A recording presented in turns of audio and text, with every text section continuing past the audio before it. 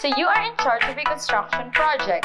How do you ensure that you communicate your expectations?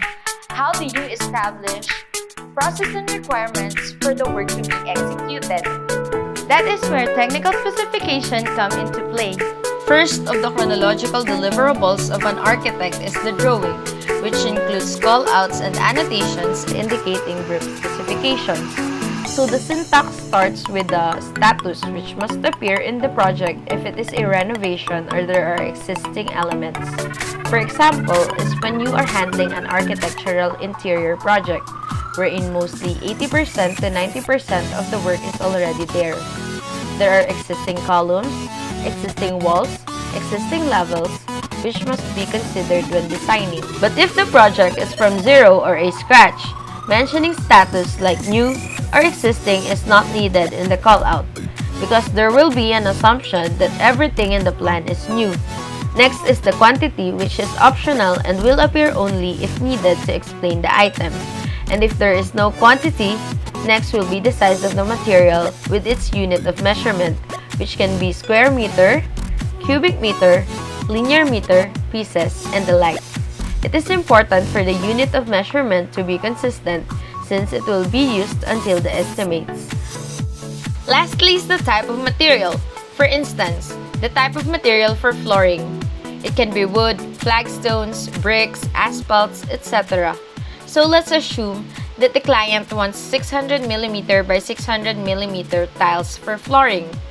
Tiles is just a pattern, but what type of material will be used for the flooring? It can be wood like ceramic, beige porcelain, patterned granite, or dark emperador marble. It actually depends on the preference of the client. Let's say he wants dark emperador marble tiles. After that, the finish will be mentioned. It can be matte or glossy. But the specifications in the drawing is not sufficient for the work to be done as accurate as we want it to be. Technical specification includes details that is not in the drawing but is needed for quality assurance. How to install the material, how to maintain it, how to deliver it in the site, how to protect it, what is the standard for the material, and what is the quality assurance. It is all included in the technical specs. In writing a technical specification, you must understand and conform with the Construction Specifications Institute or CSI, which is a catalog of specifications of building materials of any industry. It has developed a standardized numbering called master format. The first two numbers represent the division, next is the section, and then the identifier. Open and closed specification sheets are prepared separately. An open specification is where the architect's requirements for material are stated, but in which no specific manufacturer's product is listed.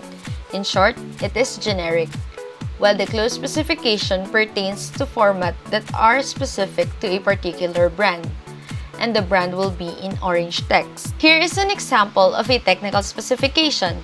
The upper right of the paper contains the title of the section and the CSI number. At the center, you will find the division and title. Then the section, and under it is the title. The space per paragraph must be in uniform, and the texts are justified. Make sure to use single space and proper indentation to avoid wasting spaces, as it will cost so much paper to print. In the general portion, you can find the standards that needed to be maintained. Next is the product, where the products for a particular task is listed, and the execution, which contains the procedures on how to install a material.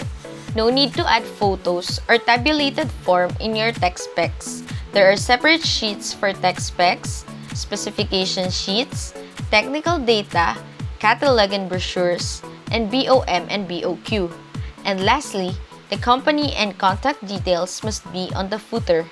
After finishing technical specification, prepare specification sheets to be used for presentation with the client, since technical specs is too technical for them to comprehend. Transmaterial is in catalog layout format, which is a series of latest or trending materials. It contains description, photos, and summary, which is composed of advantages, purpose, and application of a specific material. Under the summary, the content, application, types or sizes, environmental, tests or examinations, and limitation of a material is indicated. Meanwhile, a technical data sheet or TDS and brochure are used for both informational and advertising purposes.